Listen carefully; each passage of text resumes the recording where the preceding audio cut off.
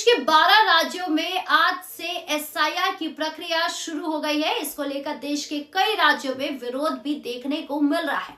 पश्चिम Bengal CM ममता SIR का खुलकर विरोध कर रही है। वहीं दूसरी तरफ बंगाल में बीजेपी ने चुनाव आयोग से अतिरिक्त सुरक्षा उपायों लागू करने की बात कही है। बीजेपी ने चुनाव आयोग से पश्चिम बंगाल में मतदाता सूची के विशेष गहन पुनरीक्षण यानी एसआईआर में ममता सरकार द्वारा जारी दस्तावेजों पर आपत्ति जताई है।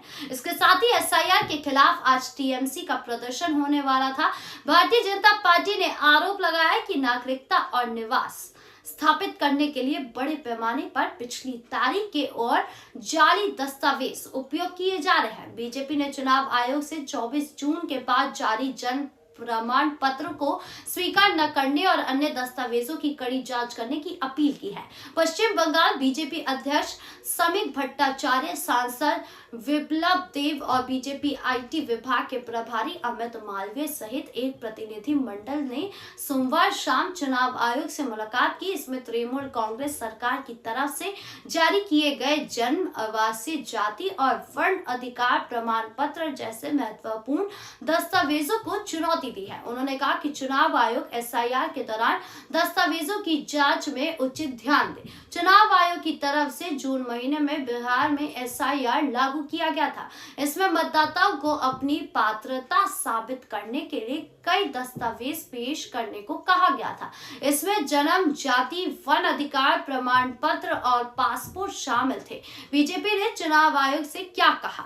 चुनाव आयोग को सौंपे गए ज्ञापन में बीजेपी प्रतिनिधि मंडल ने राज्य की तृणमूल कांग्रेस सरकार पर निशाना साधा। इसमें कहा गया कि सबसे पहले हम ये स्वीकार करना चाहते हैं कि मतदाता सूचियों की पवित्रता और सटीकता सुनिश्चित करने के लिए एसआईआर एक महत्वपूर्ण प्रक्रिया है।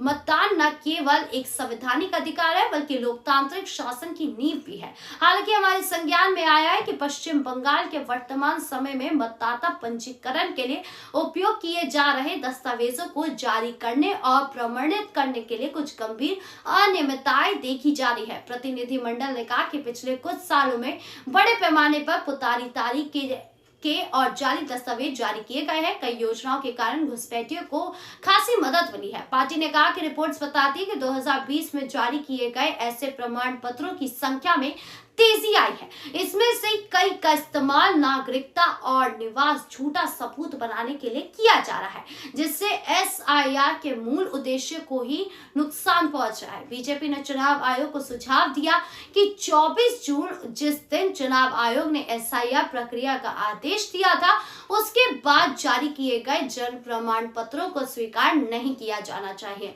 लेकिन यदि आवश्यक हुआ तो बूथ स्तरीय अधिकारियों को द्वारा मामला आधार पर उनका सत्यापन किया जाना चाहिए।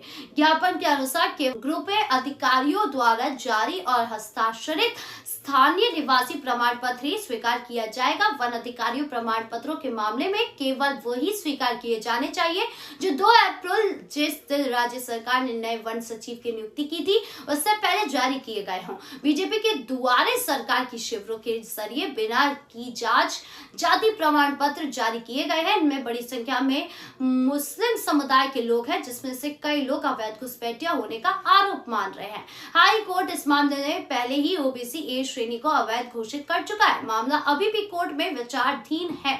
आपकी इस पूरे मामले को लेकर क्या राय है, कमेंट बॉक्स में जरूर बताएं। धन्यवाद।